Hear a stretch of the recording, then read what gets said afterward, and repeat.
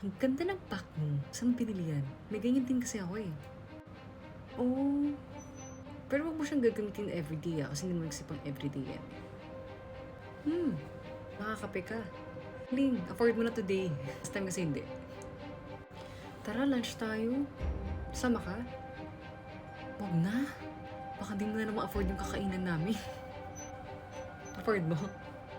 Sige, tara. Pero dapat 12 AM sa airport na tayo eh, di ba? Sama ka? Mamaya pati pambayad ng ticket, pag-aambagin mo kami. Huwag na, huwag ka na sumama. Huwag sumasama sa mga out of the countries namin eh. Hindi mo naman afford. Ano, game? Book ko na? After yan, saan tayo tatambay? Mall? Ha? Sa bahay mo?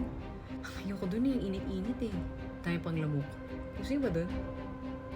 Magpa-aircon ka na kasi, para malamig. Para dun tayo lagi sa bahay mo. Dun? Sa bahay ko na lang. Tara. Okay, so anong iaambag natin sa surprise birthday party ni Patrick? Steak. Okay, oo, nalista ko na yung sa'yo. Sa'yo?